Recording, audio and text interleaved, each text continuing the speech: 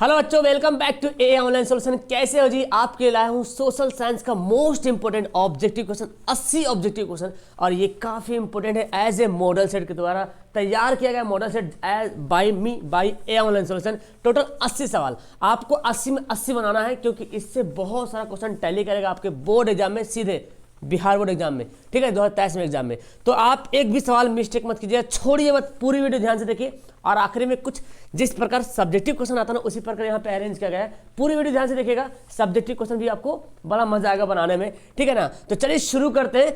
1 bye 1 question को मैं पढ़ूंगा और आंसर को टिक लगाऊंगा, और आप भी अपने हिसाब से आंसर को टिक लगाइएगा। और देखिए कितना सवाल को आप सही कर पाते हो, ठीक है ना, कितना ज़्यादा सवाल आप सही कर पाते हो, नीचे कमेंट करके लास्ट में बताइएगा। फिलहाल अभी आपने जितना सही करना है वो नीचे कमेंट करेंगे, और लास्ट में बता दीजिएगा सर 80 में इतना सही बताइए। इसमें आपको वही क्वेश्चन मिलेगा जो VVI क्वेश्चन है, जो एग्जाम में पूछे जाते हैं, जो पूछे गए हैं और जो पूछे जाने की संभावना है, ठीक है ना।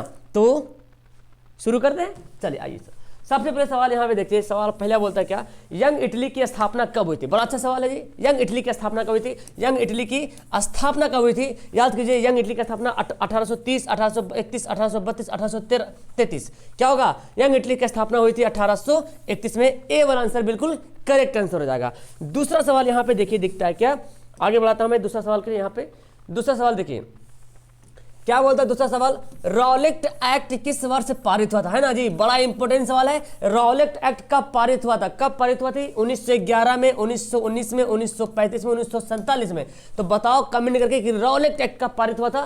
13 अप्रैल 1919, सॉरी 13 नहीं, 25 अप्रैल 1919, 25 मार्च 1919 में। तो ये डेट याद करना बेहतर, आपको 1919 ही ज्यादा करके ईयर ही पूछता है कि कौन सा ईयर में पारित हुआ था, ठीक है ना, ईयर ही पूछता है। तीसरा सवाल पढ़ते हैं, अनामी दल की स्थापना किसने की थी? अनामी दल की स्थापना किसने की थी? बताइए कमेंट करके जल्दी से फास्ट में कि अनामी दल की स्थापना किसने की थी। जोएन गुएन आई ने, फॉन वाई चाओ ने, बाओ दाई ने, या नरोत्तम सिन्हानुक ने? बताओ कि अनामी दल की स्थापना किसने की थी। तो देखिए इसका सही आंसर हो जाएगा जोन गुन आइन। क्या है? जोन गुएन आई। ऑप्शन नंबर क्या हो जाएगा? ए वाला करेक्ट आंसर हो जाएगा। चलिए चौथा नंबर सवाल देखिए आपके स्क्रीन के सामने।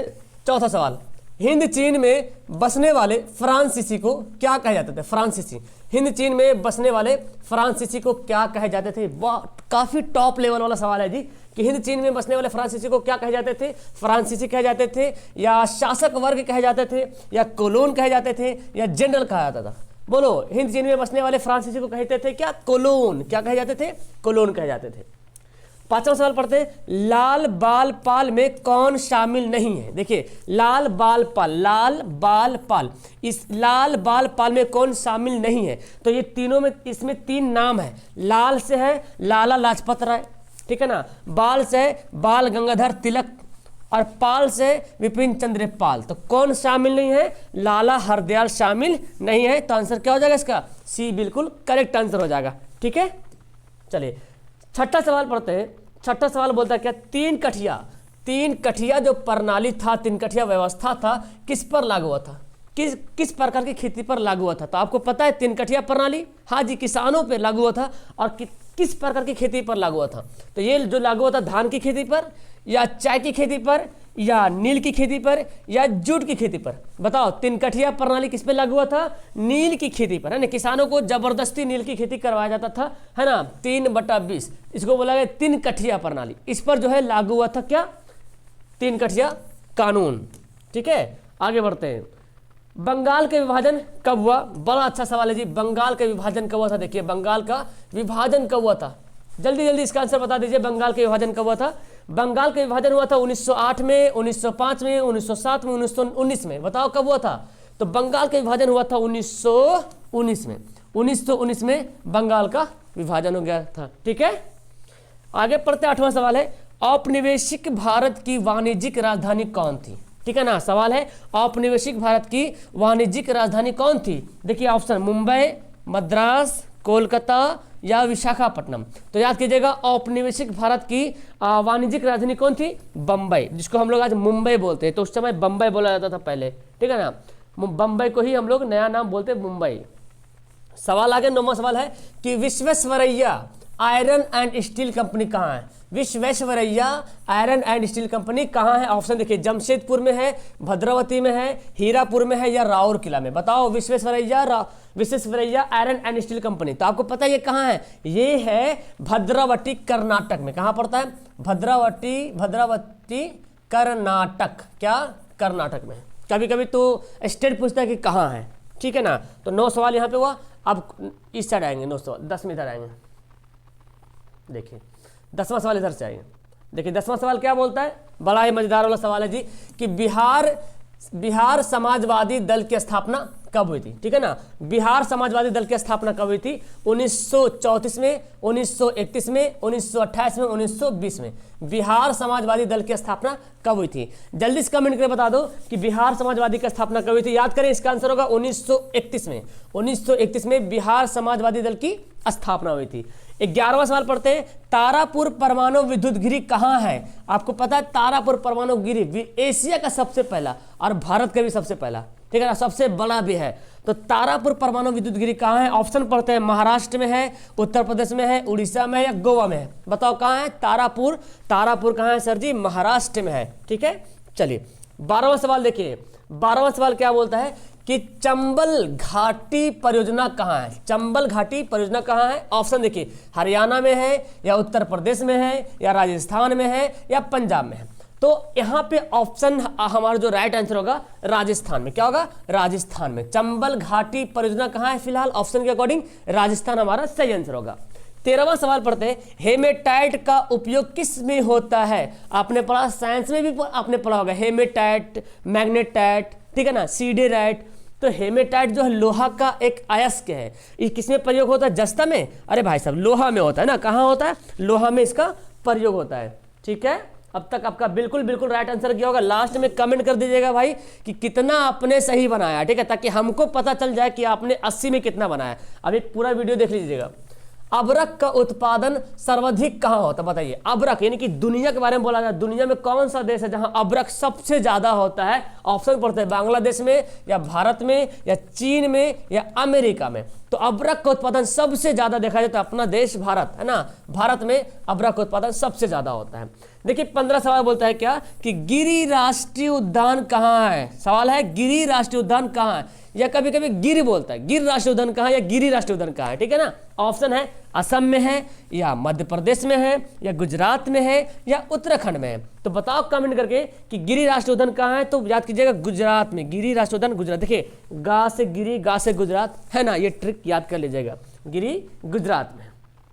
कहाँ गिरी भाई? गुजरात में गिरी, ठीक है ना।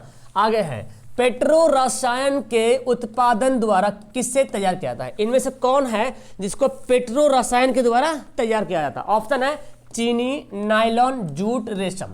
तो याद कीजिएगा नायलॉन को पेट्रो रसायन के द्वारा उत्पादन किया जाता है। जैसे पेट्रो रसायन के द्वारा नायलॉन हो गया, पॉलिएस्टर हो गया, रेयॉन हो गया, है ना। ये जो क्या होता है संश्लेषित जो रेशा है ना, इसको तैयार किया जाता है। तो नायलॉन हो जाएगा, चाहे रेयॉन हो जाएगा, ठीक है ना। ये हो जाएगा हमारा right answer, option number B. अंतर्राष्ट्रीय महिला दिवस किस तिथि को मनाया जाता है जी? काफी इंपोर्टेंट सवाल है जी कि पूरे वर्ल्ड में इंटरनेशनल लेवल पर जो है महिला दिवस कब मनाते हैं जी? 7 मार्च को मनाते हैं कि 8 मार्च को मनाते हैं कि 9 मार्च को मनाते हैं कि 10 मार्च को मनाते हैं? बताओ। अंतर्राष्ट्रीय महिला दिवस कब मनाते हैं? 8 मार्च को मनाते हैं। एग्जाम में क्वेश्चन छपेगा, स्टार बना के लिख लीजिए, एकदम छपेगा सवाल, ठीक है। चलो ये सवाल देखो। सवाल यहाँ पे है पश्मीना ऊन किससे तैयार किया जाता है? देखिए पश्मीना ऊन जो तैयार किया था क्या बकरी से या खरगोश से या भेड़ से या ऊंट से? तो देखो भेड़ जो है बकरी का एक नस्ल है। भेड़ जो है एक बकरी का ही नस्ल है। आप भेड़ को देखोगे तो पूरा सेम टू सेम बकरी ही लगेगा, बस सिर्फ उसके बॉडी पे पूरा बाल है। तो पश्मीना ऊन जो है भेड़ से तैयार किया था। अच्छा अगर आप भेड़ नहीं रहे तो बकरी कौन सा टिक कर सकते हैं? आपकी किताब में लिखा हुआ एक अच्छे नस्ल की बकरी से पश्मीना ऊन प्राप्त करते हैं। तो अच्छे नस्ल की बकरी कौन है? भेड़ है। भेड़ से ढेर सारा दूध भी निकलता है, अच्छे नस्ल की बकरी है, और इसमें पश्मीना ऊन भी तैयार होता है। इस तरह खरगोश में एक आता क्या बोलते हैं उसको? अंगोरा ऊन खरगोश से प्राप्त किया जाता है। तो क्या आंसर हो जाएगा हमारा? भेड़। अगर भेड़ नहीं रहता तो बकरी टिक लगाते तो काम चल जाता। फिलहाल हमारा भेड़ आंसर हो जाएगा। 19वां सवाल पढ़ते हैं। देश में पहला वस्त्र पार्क की स्थापना कहाँ हुई थी? पहला वस्त्र पार्क, मतलब पहले वस्त्र रेडीमेड टाइप का, रेडीमेड बना बनाया वस्त्र पार्क कहाँ हुआ था? महाराष्ट्र में या बिहार में या तमिलनाडु में या कोलकाता में? तो इस सवाल का सही जवाब हो जाएगा तमिलनाडु में पहला वस्त्र पार्क तैयार किया गया था। सवाल आ गया है 20वां कि निम्नलिखित में से कौन रबी फसल है? बड़ा इंपॉर्टेंट है, एग्जाम में तो रबी फसल और खरीफ फसल बहुत पूछता है, कौन रबी है कौन खरीफ है, बताओ कौन है? ज्वार, धान, गेहूं, जूट, बताओ कौन है? तो देखो गेहूं जो है रबी फसल है और धान जो है खरीफ फसल है। तो इस सवाल जैसे ही पूछ लेगा आप इसका आंसर टिक लगा दीजिएगा जी। अब हम लोग यहाँ पे 20 सवाल पढ़ लिए हैं, अब आते हैं 21वां सवाल की ओर। ये देखिए, है ना, ये देखिए 21वां सवाल देखिए क्या बोलता है। 21वां सवाल बोलता है क्या है, ध्यान से बनाइए। बिहार के किस जिले की प्रति व्यक्ति आय सबसे कम है? अपना बिहार, यहाँ पे प्रति व्यक्ति आय सबसे कम है, इसीलिए तो बिहार को बोलते क्या क्या बोलते हैं? गरीब राज्य बोलते हैं। लेकिन हम बिहार के बारे में बोले, बिहार का कौन सा जिला जहाँ प्रति व्यक्ति आय सबसे कम है? भारत के अकॉर्डिंग बोले तो बिहार हो जाएगा। और बिहार में कौन सा जिला भाई? तो बिहार का शिवहर जिला, जहाँ प्रति व्यक्ति आय सबसे कम है, और पटना जो है यहाँ पे सबसे ज्यादा है, शिवहर की प्रति व्यक्ति आय सबसे कम है। ठीक है, ये दोनों पॉइंट याद कीजिएगा।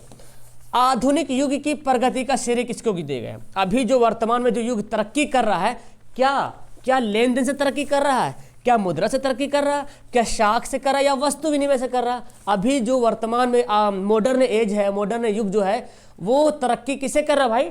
पैसा से, करेंसी से, है ना जी, मुद्रा से तरक्की कर रहा है। ऑप्शन बी हो जाएगा। आगे सवाल पढ़ते हैं। किसी देश, एक मिनट, 22वां सवाल देखिए। यहाँ पे किसी देश में वर्ष में वस्तुओं और सेवाओं की जो कुल मात्रा उत्पादित की जाती है उसे क्या कहते हैं? मतलब किसी भी देश में वस्तु हो या सेवा हो, उसका कुल मात्रा जितना उत्पादित होता है, जितना उससे इनकम होता है, उस पूरा इनकम को अगर मिला दिया जाए तो उसको क्या बोलते हैं? सकल घरेलू उत्पाद बोलेंगे, या सकल राष्ट्रीय उत्पाद बोलेंगे, या प्रति व्यक्ति आय बोलेंगे, या शुद्ध राष्ट्रीय उत्पादन बोलेंगे? बताओ क्या बोलेंगे? उसको बोलेंगे जीडीपी, है ना, क्या? सकल घरेलू उत्पाद, सकल घरेलू उत्पाद, जीडीपी, क्या बोलेंगे? जीडीपी। अच्छा, यहाँ पे डोमेस्टिक प्रोडक्ट ना, सकल जीएनपी बोल सकते हैं, ग्रॉस नेशनल प्रोडक्ट। किसी देश में वर्ष में वस्तुओं, तो इसका आंसर बी ने, ए नहीं बी मारेंगे, ठीक है ना, क्योंकि किसी भी देश के बारे में बोला जा रहा, ठीक है, देश के बारे में बोला जा रहा। जीडीपी होगा किसी स्टेट के बारे में, सकल घरेलू उत्पाद ये स्टेट के लेवल के आ जाएगा, ठीक है ना। सकल राष्ट्रीय उत्पाद यानी कि जीएनपी, है ना, ग्रॉस नेशनल प्रोडक्ट, किसी भी नेशनल मतलब पूरा नेशनल के लेवल पे, पूरा राष्ट्रीय लेवल पे, वही बोला किसी देश में, तो आंसर हो जाएगा ऑप्शन बी वाला हो जाएगा। आगे बढ़ते हैं, देखिए ये हो गया 24 सवाल। देखिए दूसरी पंचवर्षीय योजना कब शुरू हुई थी? 51 से 56 या 56 से 61 या 85 से 99, 90 तक, 2000 से 2002 से 2007 तक। तो पंचवर्षीय योजना 1951 से 56 पहला हुआ था, और ये जो है दूसरी 56 से 61। ऑप्शन नंबर बी हो जाएगा करेक्ट आंसर। ये सवाल आपने पढ़ा होगा। भारत में नीति आयोग की स्थापना कब हुई थी? जिसका नाम पहले क्या था? योजना, इसका पहले नाम था योजना आयोग, अब इसका नाम बदल के क्या रख दिया गया? नीति आयोग नाम रख दिया गया। तो बोलता है भारत में नीति आयोग की स्थापना कब हुई थी? 15 मार्च 1950 को हुई थी, या 1 मार्च 1915 को हुई थी, या 1 जनवरी 1915 को हुई थी, या 1 जनवरी 2015 को हुई थी? तो याद कीजिएगा क्या था? 1 जनवरी 2015 का दिन था, है ना, जब जो है योजना आयोग का नाम बदल के नीति आयोग रख दिया गया था। ठीक है, आगे सवाल पढ़ते हैं। भारत में राष्ट्रीय आय की गणना के प्रारंभिक प्रयास किसने किया था? राष्ट्रीय आय का जो गणना शुरू किया था, शुरू में प्रयास किसने किया था? किसने किया था? सरदार पटेल ने, या अब्दुल कलाम आजाद ने, या दादा भाई नौरोजी ने, गांधी जी ने? तो किसने किया था जी? दादा भाई नौरोजी ने, ठीक है ना, दादा भाई नौरोजी ने किया था। चलिए 27वां सवाल पढ़ते हैं। क्या बोलता है? भारत में नोट कौन जारी करता है? नोट जो हम लोग यूज करते हैं 10 रुपया, 5, 10 वाला, 50 वाला, 100 वाला, ये जारी कौन करता है भाई? कौन करता है? आरबीआई करता है, स्टेट बैंक ऑफ इंडिया करता है, या बैंक ऑफ इंडिया करता है, या रिजर्व बैंक ऑफ इंडिया करता है, या पंजाब बैंक करता है? कौन करता है? ये करता है एसबीआई, है ना, स्टेट बैंक, सॉरी कहा गया RBI, RBI reserve bank of India. कौन करता है? Reserve bank of India. चलिए 28वां सवाल। साख के मुख्य आधार क्या है? साख के मुख्य आधार क्या है? ऋण की राशि, या समय, या व्यक्ति का चित्र? मतलब साख मतलब समझे ऋण हो गया। अगर आप कर्जा लेने के लिए जाते हो तो आपको कितना कर्जा देना है वो भी सोचना पड़ता आदमी को, कितना समय के लिए देना है वो भी सोचना पड़ता, पता नहीं लौटा पाएगा कि नहीं लौटा पाएगा। फिर व्यक्ति का चरित्र, आदमी कैसा है भाई, कहीं चोर लफंगा तो नहीं है कि हमको लेकर भाग जाएगा पैसा। तो ये सब कुछ देख के जो है साख दिया जाता है, मतलब कर्ज दिया जाता है। भारत की आर्थिक व्यवस्था कैसी है बताइए, भारत की आर्थिक व्यवस्था कैसी है, समाजवादी है या पूंजीवादी है या मिश्रित है या इनमें से कोई नहीं, बताओ। भारत की आर्थिक व्यवस्था कैसी है जी, क्या हो जाएगा, मिश्रित अर्थव्यवस्था ना, भारत में मिश्रित अर्थव्यवस्था है। आगे सवाल 30 वाला, इनमें से कौन संस्थागत संस्थान है। संस्थागत मतलब संस्थागत जब भी बोलेगा ना तो कोई बैंक कनेक्ट रहेगा उससे, कोई बैंक से रिलेट रहेगा। जैसे देखिए महाजन है बैंक, नहीं ना है तो एक गैर संस्थागत हो जाएगा। रिश्तेदार गैर संस्थागत, ठीक है ना। व्यापारी गैर संस्थागत, संस्थागत कौन हो जाएगा, भूमि विकास बैंक है, व्यापारी सहकारी बैंक है, और व्यावसायिक बैंक है, नाबार्ड है, ढेर सारा बैंक है, ठीक है ना। ये सब जो क्या करता है, संस्थागत संस्थान है, संस्थागत संस्थान है। याद रखिएगा पॉइंट को। चलिए यहाँ पे हो गया कितना, 30 हो गया ना। आइए अब देखिए यहाँ पे सवाल 31 सवाल देखें। सवाल क्या बोलता है भाई, राजनीतिक दलों की नींव जो है सबसे पहले किस देश में पड़ी थी। राजनीतिक दलों की नींव सबसे पहले कहाँ पड़ी थी, ग्रेट ब्रिटेन में या भारत में या फ्रांस में या संयुक्त राष्ट्र अमेरिका में। तो राजनीतिक दल यानी कि पॉलिटिकल पार्टी का जो बुनियादी जो रखा गया था कहाँ, ग्रेट ब्रिटेन यानी कि ब्रिटिश में। आगे बोलता है वैश्वीकरण के मुख्य कितने अंग है, एकदम स्टार बना लीजिए इसको, एकदम स्टार्स में रख लीजिए। वैश्वीकरण के कितने अंग है, हालांकि सारा क्वेश्चन स्टार वाला है, टेंशन न लीजिए, सब इंपॉर्टेंट सवाल है। 1 2 5 6, तो वैश्वीकरण के 5 अंग है जी। सवाल पढ़ते हैं 33 सवाल बोलता है क्या प्रत्यक्ष लोकतंत्र देश कौन सा है, मतलब डायरेक्ट डेमोक्रेसी है ना। तो स्विट्जरलैंड, अमेरिका, ब्रिटेन या भारत, प्रत्यक्ष लोकतंत्र का देश कौन है ना। कौन हो जाएगा प्रत्यक्ष लोकतंत्र का, तो कौन हो जाएगा, यहाँ पे इसका आंसर हो जाएगा स्विट्जरलैंड है ना। स्विट्जरलैंड इसका बिल्कुल करेक्ट आंसर हो जाएगा। बाकी ब्रिटेन, भारत, अमेरिका ये है अप्रत्यक्ष लोकतंत्र, ठीक है ना। चलो, अरस्तु कहाँ के दार्शनिक था, अरस्तु कौन था, दार्शनिक था, फिलोसोफर था। कहाँ के था, कंबोडिया का था या यूनान का था या थाईलैंड का था या इंडोनेशिया का था। अरस्तु कहाँ का था जी, यूनान का, ओके, यूनान के दार्शनिक थे अरस्तु। सवाल नंबर 35 पढ़ते हैं। बोलता है वर्तमान में नेपाल की शासन प्रणाली कैसी है ना। वर्तमान में जो नेपाल की शासन प्रणाली है वो कैसी है, देखिए। तो नेपाल की शासन प्रणाली कैसी है, राजवंशी है, राजशाही है, नहीं, खत्म हो गया। सैनिक तंत्र खत्म हो गया, सब नहीं चलता वहाँ, तानाशाही भी नहीं चलता। लोकतंत्रात्मक है, यानी कि स्वतंत्र होया हुआ है, स्वतंत्रात्मक है, गणतंत्रात्मक बोल सकते, लोकतंत्रात्मक है, मतलब जनता वोटिंग करता, जनता चुनता सरकार को, है ना, वो बोला जा रहा। आगे यहाँ पे बहुत ही मस्त वाला सवाल है जी कि इनमें से कौन जो है लोकतंत्र का प्राण, इनमें से किसको जो है लोकतंत्र का प्राण कहते हैं। सरकार को बोलते हैं, सरकार तो लोकतंत्र को ही खा लेगी संविधान को कहेंगे या न्यायपालिका को, हाँ, राजनीतिक दल को बोलेंगे, है ना, यानी कि जो पॉलिटिकल पार्टी उसी को बोलते हैं लोकतंत्र का प्राण। लोकतंत्र का प्राण, अगर मतलब पॉलिटिकल पार्टी नहीं हुआ तो लोकतंत्र खत्म हो जाएगा। कहने का मतलब ये ना, प्राण मतलब जान, ठीक है ना। आगे बढ़ते हैं। लोकतंत्र का कौन सा सही गुण नहीं है, समानता का पोषक, मतलब सबको बराबर अधिकार देना, बिल्कुल सही बात, अच्छी बात है।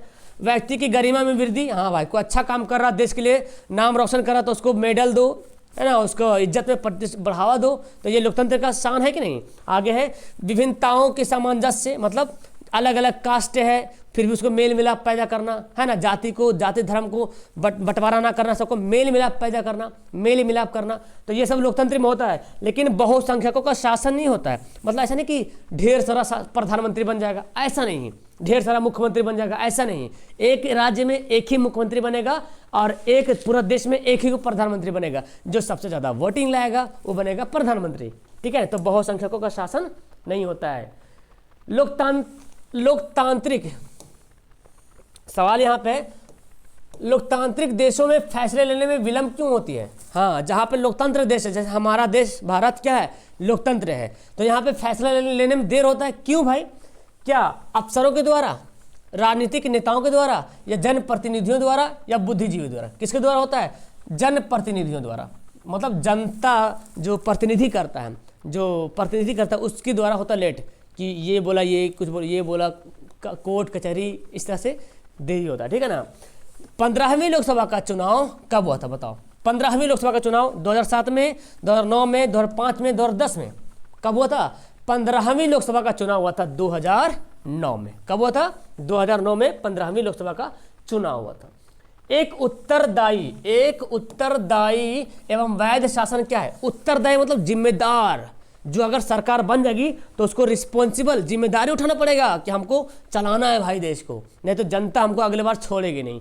तो वो कौन सा शासक में? लोकतंत्र में होता है, क्योंकि सैनिक में तो ऐसा कुछ है नहीं, है ना। राजतंत्र में तो मेरा बाप दादा राज करते आ रहा, कोई दिक्कत नहीं, मरे चाहे हराए कोई दिक्कत नहीं, है ना। तो लोकतंत्र में ऐसा जिम्मेदारी लिया जाता है ना लोकतंत्र में। चलिए ये सवाल पढ़िए कि निम्नलिखित में से कौन भारतीय किसान यूनियन के नेता थे? कौन भारतीय किसान यूनियन के नेता थे? प्रकाश नारायण, चौधरी चरण सिंह, मोरारजी देसाई या महेंद्र सिंह टिकैत? याद हो गया नाम? महेंद्र सिंह टिकैत जो थे कौन थे? हाँ, भारतीय किसान यूनियन के नेता थे। विश्व व्यापार संस्था कब अस्तित्व में आया? मतलब विश्व व्यापार संस्थान बोले इसको इंग्लिश में क्या बोलते हैं? WTO, है ना, वर्ल्ड ट्रेड ऑर्गेनाइजेशन। कब हुआ था? 1948 में, 1958 में, 1962 में, 1995 में।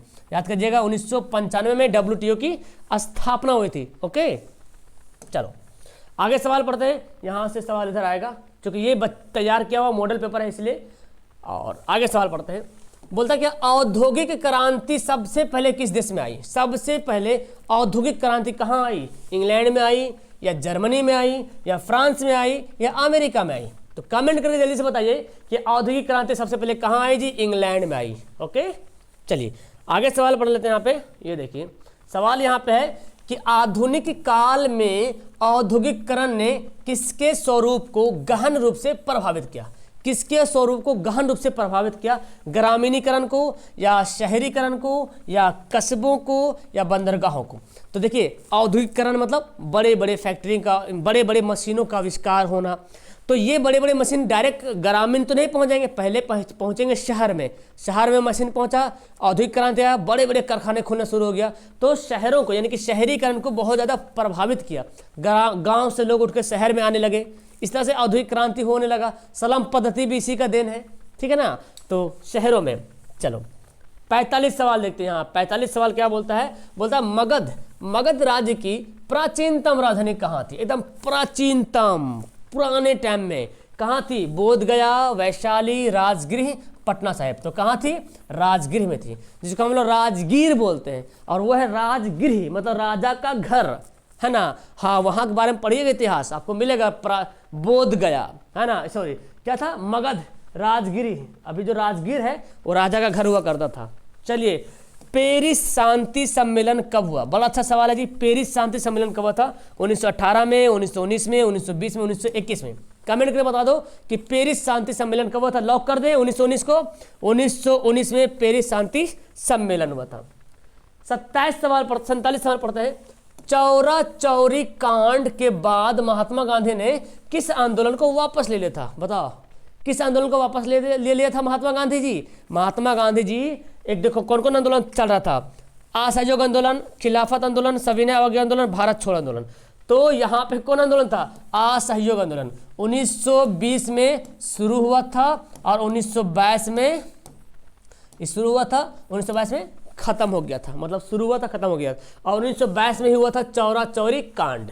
ठीक है, तो 1922 में वापस ले लिया सब असहयोग आंदोलन। किसे बादशाह खान या सीमांत गांधी के नाम से जानते हैं? किसे बादशाह खान या सीमांत गांधी के नाम से जानते हैं, है ना? बादशाह खान या सीमांत गांधी, इसको याद कीजिए, फ्रंटियर ही बोलते हैं, फ्रंटियर गांधी। फ्रंटियर गांधी भी कौन है भाई? महात्मा गांधी या खान अब्दुल गफ्फार खान या आगा खान या सैयद अहमद? कौन हो जाएगा? खान अब्दुल गफ्फार खान को फ्रंटियर गांधी या सीमांत गांधी के नाम से जानते हैं। बादशाह खान ही बोला जाता है इसको, ठीक है ना? बादशाह खान, क्या नाम है यार। विश्व में सबसे पहले मुद्रण की शुरुआत कहाँ हुई थी? हर बच्चा जानेगा इसका आंसर कि दुनिया में सबसे पहले मुद्रण मतलब करेंसी, सॉरी मुद्रण मतलब प्रिंटिंग का शुरुआत कहाँ हुई? भारत में, चाइना में या जापान में या अमेरिका में? क्या हो जाएगा? चीन, है ना जी। चीन में सबसे पहले शुरू हुई थी मुद्रण का विकास। अमृत बाजार पत्रिका, बड़ा अच्छा सवाल है जी। अमृत बाजार पत्रिका था जिसका प्रकाशन किसने किया था? और यही पत्रिका था ना जो रातों रात अपनी भाषा बदल लिया था वर्नाक्यूलर प्रेस एक्ट से बचने के लिए। तो इसको आरंभ किसने किया था? बाल गंगाधर तिलक ने, गंगाधर भट्टाचार्य ने, राजा राम मोहन राय ने, मोतीलाल घोष ने। क्या हो जाएगा? Motilal Ghosh. Option number C बिल्कुल राइट आंसर हो जाएगा, ऑप्शन नंबर सी। 51 सवाल, भिलाई लोहा एवं इस्पात संयंत्र कहाँ है? भिलाई लोहा एवं इस्पात संयंत्र कहाँ है? झारखंड में है, उड़ीसा में है, या छत्तीसगढ़ में है, या पश्चिम बंगाल में है? भिलाई कहाँ है? छत्तीसगढ़ में है। याद कर लीजिएगा, कहाँ है जी? छत्तीसगढ़ में है, इसका सही आंसर होगा छत्तीसगढ़। चलिए इधर हो गया, अब इधर आते हैं, ये साइड देखते हैं सवाल। हाँ यहाँ से हो जाएगा 52 से सवाल। देखिए सवाल बोलता है इलेक्ट्रॉनिक उद्योगों की राजधानी किसको कहा गया? बड़ा मस्त वाला सवाल है भाई साहब कि इलेक्ट्रॉनिक उद्योगों की राजधानी, जहां पे इलेक्ट्रॉनिक वाला काम होता है ना, जिसको बोलते हैं क्या? सिलिकॉन सिटी भी कहते हैं उसको सिलिकॉन सिटी भी कहते हैं। याद आ गया? सिलिकॉन सिटी कौन है भाई? हैदराबाद, कोलकाता, बैंगलोर या इंदौर? बताओ। इलेक्ट्रॉनिक उद्योग की राजधानी बोलते हैं बैंगलोर को। किसको बोलते हैं? बैंगलोर को बोलते हैं, ठीक है ना। इलेक्ट्रॉनिक उद्योगों की राजधानी बैंगलोर को बोलते हैं, या तो इसको सिलिकॉन सिटी भी बोला जाता है, याद रखिएगा। जूट का पहला कारखाना कहाँ स्थापित हुआ था? आपने पढ़ा है जी, है ना। जूट का पहला कारखाना 1917 में, है ना। 1917 में जूट का पहला कारखाना जो है कहाँ स्थापित हुआ था? कोलकाता में, बिहार में, या मुंबई में, या गुजरात में? क्या होगा इसका आंसर? कोलकाता में। कोलकाता में जूट का पहला कारखाना स्थापित हुआ था, ठीक है। चलिए, पक्की सड़कों की लंबाई की दृष्टि से देश का पहला स्थान किस राज्य को प्राप्त होता है जहां पक्की सड़कों सबसे ज्यादा लंबी है? कहां है भाई साहब? चलिए ऑप्शन देख लेते हैं। यहाँ पे ऑप्शन यहाँ पे क्या है? बोलता है महाराष्ट्र में है, या तो फिर उत्तर प्रदेश में है, या राजस्थान में है, या बिहार में है। हालांकि सड़कों की लंबाई सबसे ज्यादा उत्तर प्रदेश में है, क्योंकि बहुत बड़ा राज्य है। लेकिन राज्य बड़ा है तो क्या हुआ? सड़कें पक्की तो नहीं है ना, पक्की सड़कें महाराष्ट्र में। तो महाराष्ट्र तो खैर बहुत पुराने टाइम से जब महानगर आते आ रहा, चूंकि अंग्रेजों के टाइम में ही महाराष्ट्र ही था, महाराष्ट्र महा ही था, और अभी भी महा है, तो रहेगा ही रहेगा। आगे है, देखिए, पूर्व मध्य रेलवे का मुख्यालय कहाँ है? ये आपके बिहार बोर्ड के लिए काफी इंपोर्टेंट बनता है। रेलवे का मुख्यालय तो ढेर सारा 18 गो है ना, लेकिन ये वाला काफी इंपोर्टेंट है। पूर्व मध्य रेलवे का मुख्यालय कहाँ है? ऑप्शन पढ़ते हैं, नई दिल्ली में है, हाजीपुर में है, चेन्नई में, या मुंबई में? पूर्व मध्य रेलवे का मुख्यालय कहाँ हो जाएगा? हाजीपुर में। कहाँ है? हाजीपुर में है। चलो 55 सवाल, 56 सवाल पढ़ते हैं। बोलता क्या?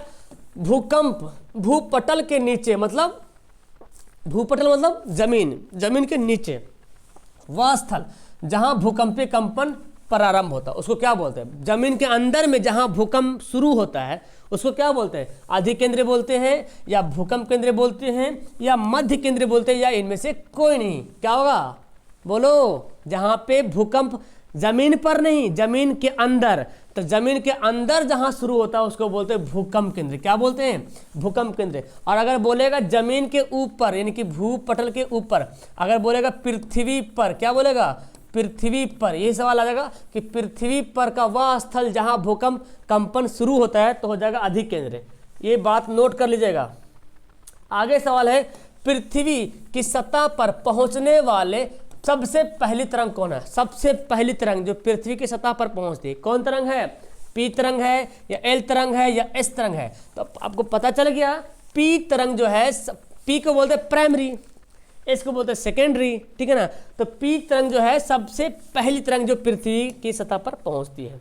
चलिए ये सवाल देखिए 58, बोलता भारत में सबसे खतरनाक जोन कौन सा जोन बोला? किस जोन को मानता है सबसे खतरनाक जोन? भूकंप को 5 भाग में बांट दिया गया है, जहाँ पे हल्का भूकंप आए, फिर उससे ज्यादा आए, फिर सबसे खतरनाक है। तो सबसे खतरनाक आता कहाँ? जोन 5 में, जो सबसे खतरनाक जोन है। 59 सवाल, नागार्जुन सागर परियोजना किस नदी पर है? क्या है सवाल? नागार्जुन सागर परियोजना जो है किस नदी पर है? क्या वो सतलज नदी पर है, क्या नर्मदा नदी पर है, क्या कृष्णा नदी पर है, क्या कावेरी नदी पे? देखिए नागार्जुन सागर परियोजना कहाँ हो जाएगा? कृष्णा नदी पे। कहाँ है? कृष्णा नदी पे है। याद कीजिएगा। भाखड़ा नंगल ये हो जाएगा, जैसे है ना, भाखड़ा नंगल आपने पढ़ा होगा, तो वो सतलज नदी पे है। नर्मदा तो नर्मदा के नाम से है, कावेरी कावेरी के नाम से है। तो नागार्जुन सागर परियोजना जो है कहाँ है?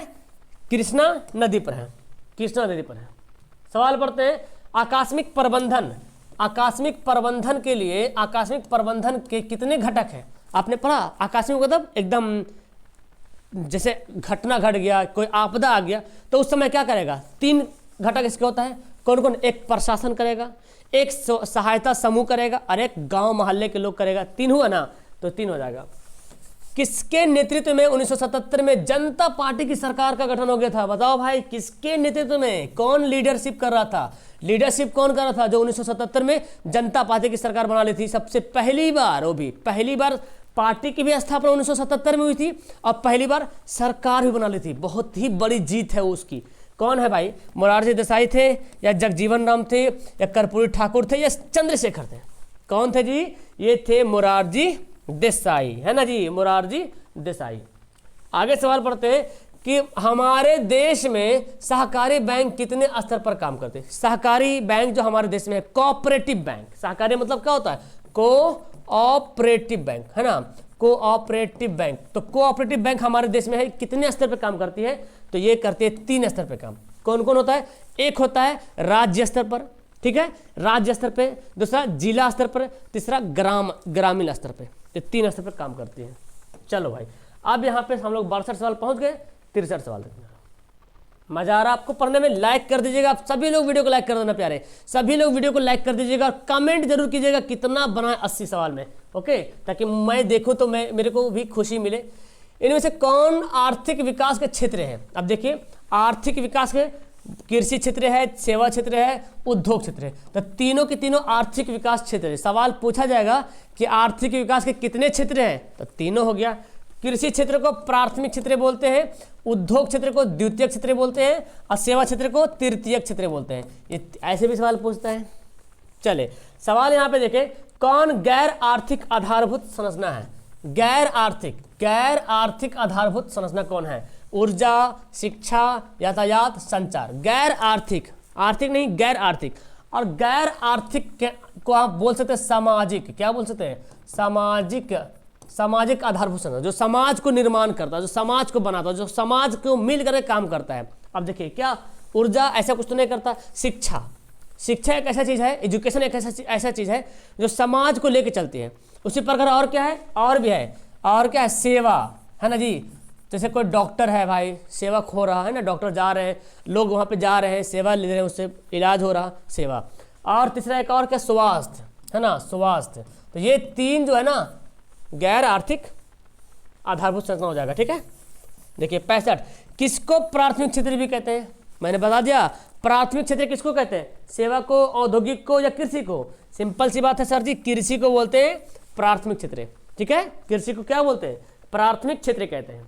चलो, poverty and un British rule India, कितना गजब वाला सवाल है जी कि poverty and un British rule in India किसने लिखा है ना? बड़ा आसान सवाल है कि नहीं? बताओ जी। Poverty and un British rule in India के लिखने वाले कौन है? Professor Keynes, professor Jones, PC Mahalanobis या दादा भाई नौरोजी? यही तो थे हमारे दादाजी, है ना, दादाजी, दादा भाई नौरोजी, इतिहास के दादाजी है कि नहीं। आगे बोलते हैं, व्यावसायिक बैंक यानी कि कॉमर्शियल बैंक का राष्ट्रीयकरण कब किया गया था? नेशनलाइज कब हुआ था? ठीक है ना, 1966 में, 1980 में, 1969 में, 1975 में। याद कीजिएगा, 1969 में इसका जो है राष्ट्रीयकरण किया गया था। भारत के केंद्रीय बैंक कौन है भाई? बताओ। केंद्रीय bank, central bank of India, है ना, CBI ये क्या हो गया? Central board of India, central bank of India, है ना, इसको बोलते हैं। चलो, तो सेंट्रल बैंक ऑफ इंडिया कौन है भाई? तो देखो, केंद्रीय बैंक कौन है भारत का? RBI, reserve bank of India. क्या है? RBI, है ना। और RBI का स्थापना 1 अप्रैल, याद है ना, 1 अप्रैल 1935 को हुई थी। 1 अप्रैल 1935 को थी RBI का स्थापना। ये डेट आपके लिए काफ़ी इंपॉर्टेंट काम करेगा, नोट कर लीजिएगा। सवाल यहाँ पे देखिए, रूस की मुद्रा क्या भाई? रूस की मुद्रा से एक सवाल पूछता है, रूस वाला काफ़ी इंपॉर्टेंट है। रूस और बांग्लादेश, रुपया, डॉलर, टका, रूबल। तो रूस की मुद्रा क्या है? रूबल है। रूस की मुद्रा रूबल। टका बहुत बार पूछा है, बांग्लादेश, तो याद कर लेना, टका जो है बांग्लादेश की मुद्रा है। एक बार मतलब रिहर्सल कर लेंगे, है ना, ताकि एग्जाम में मिस्टेक ना हो। देखो, इनमें से कौन बहुराष्ट्र कंपनी नहीं है? समझते हैं ना, बहुराष्ट्र कंपनी, मल्टीनेशनल कंपनी, वैसी कंपनी जो अपना बिजनेस अपने देश में तो करता ही करता है। जहाँ की कंपनी है वो अपने देश में तो करता ही, दूसरे देश में भी बिजनेस करता है। इसका एकदम सिंपल सा डेफिनेशन है, ठीक है ना। देखिए, कोका कोला भारत की कंपनी नहीं है, लेकिन फिर भी भारत के लोग यूज करते हैं ना, बिल्कुल। टाटा मोटर्स ये भारत का है, लेकिन बाहर बाहर दुनिया बहुत सारा देश में टाटा की कंपनी जो है काम कर रही है। इन्फोसिस भारत की कंपनी है, लेकिन ये वर्ल्ड वाइड लेवल पे भी काम कर रही है और बहुत सारे देशों में इसका चल रहा है। डाबर लाल दंत मंजन, ये बस रगड़ते रहिए भारत में, ये दुनिया में नहीं घूमता है, भारत में ही रहता है। मतलब नेशनल कंपनी है, मल्टीनेशनल नहीं, नेशनल कंपनी है भारत की, ठीक है ना। डाबर लाल, वही डाबर लाल दंत मंजन, बहुत सारा आता ना, च्यवनप्राश आता है, बहुत कुछ आता है डाबर वाला। कौन बीमारू राज्य है? अब तो ये सवाल पढ़ के तो बीमार हो जाएंगे हम लोग। उत्तर प्रदेश, बिहार, हरियाणा, राजस्थान, कौन हो जाएगा? बिहार हो जाएगा। एक बार हम लोग सब मिलकर के ना क्रांति करना पड़ेगा यार, बिहारी बीमारू राज्य से बिहार को निकाला जाए, ठीक है ना, कुछ और बोला जाए इसको हाँ, जनगणना हो जाएगा, उम्मीद तो है। आगे बढ़ते हैं। राष्ट्रीय महिला आयोग अधिनियम कब बना? राष्ट्रीय महिला आयोग अधिनियम कब बना? 1990, 1985, 1865, 1995। बताओ कब बना था? 1990 में। राष्ट्रीय महिला आयोग अधिनियम 1990 को बन के तैयार हो गया था। बिहार पंचायती राज अधिनियम कब लागू हुआ? बिहार पंचायती राज अधिनियम, बिहार के बारे में बोला जा रहा है 2004, 2005, 2006, 2007। तो बिहार के बारे में बोला जा रहा है 2006।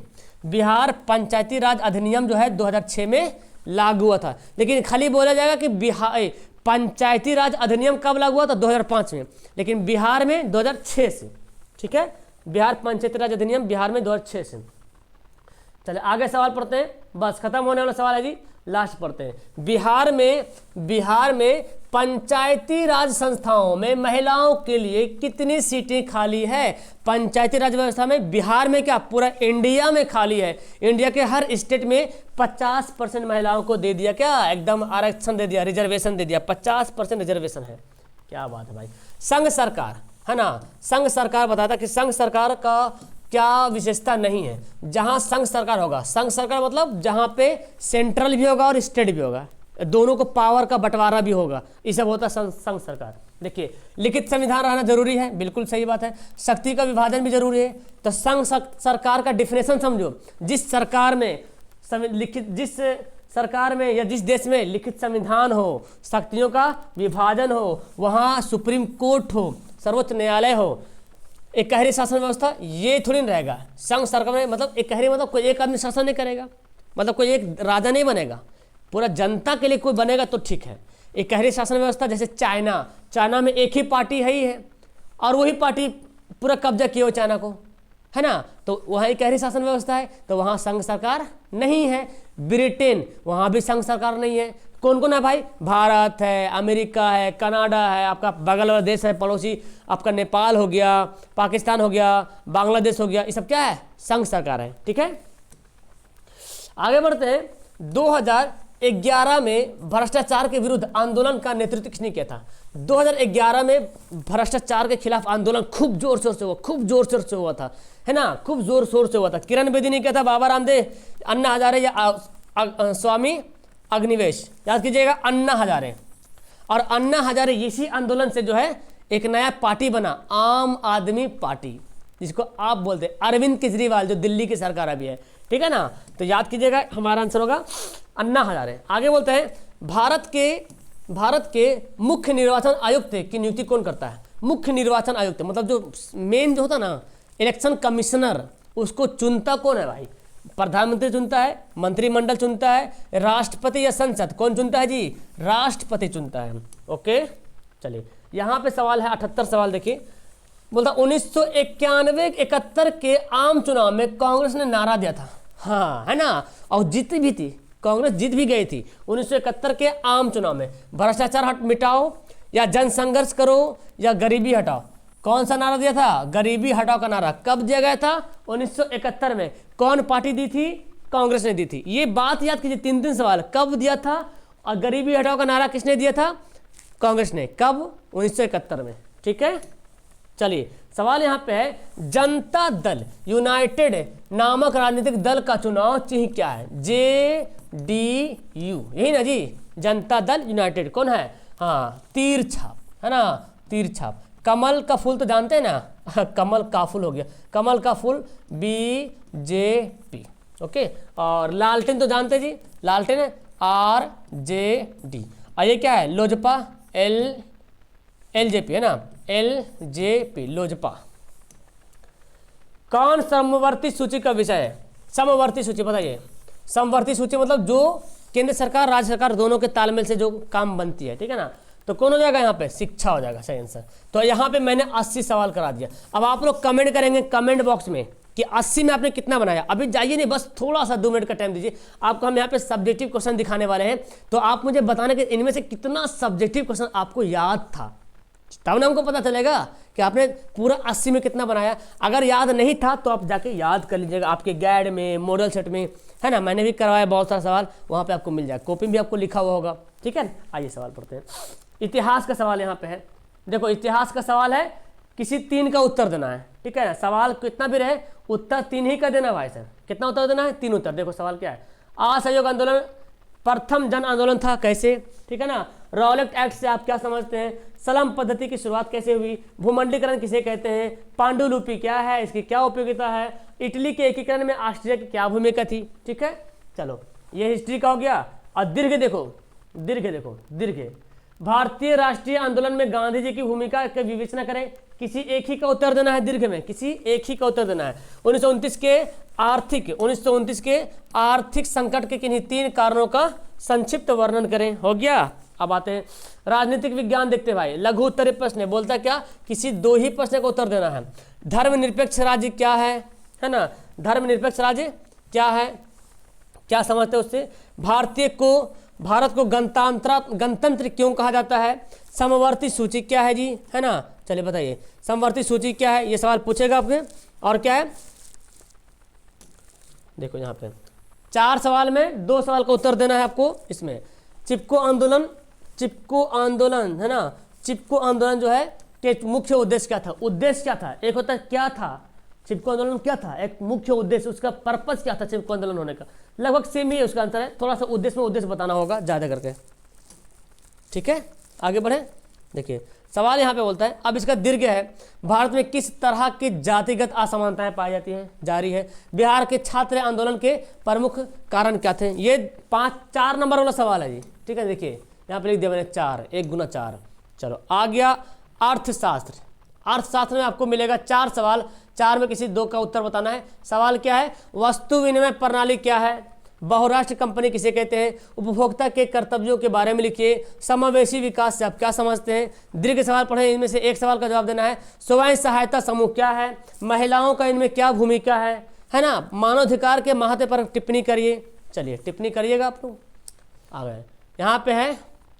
अब आ गया भूगोल। भूगोल में 6 सवाल रहेगा, 6 सवाल में 3 सवाल बनाना है। भूगोल और हिस्ट्री में 6 सवाल और 3 सवाल बनाना है। परंपरागत और गैर परंपरागत ऊर्जा के स्रोत में अंतर बताइए। हरित क्रांति से आप क्या समझते हैं। चिपको आंदोलन क्या है। फसल चक्रण मृदा संरक्षण से किस प्रकार सहायक होता है।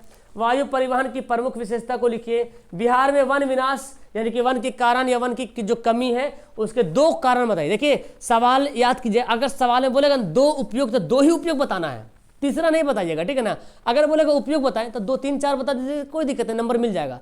लेकिन सवाल बोलेगा 2 ही कारण बताइए, 2 ही उपयोग बताइए तो 2 ही बताइएगा, ठीक है। 2 नंबर के लिए काफ़ी है। उद्योग में प्रदूषण कैसे फैलता है, 4 नंबर सवाल है। बिहार की कृषि समस्याओं पर विस्तार से चर्चा कीजिए, बहुत इंपॉर्टेंट सवाल डियर। और आपदा प्रबंधन से केवल 4 सवाल पूछेगा, उनमें से 2 ही सवाल बनाना, वो भी लघु उत्तरीय प्रश्न।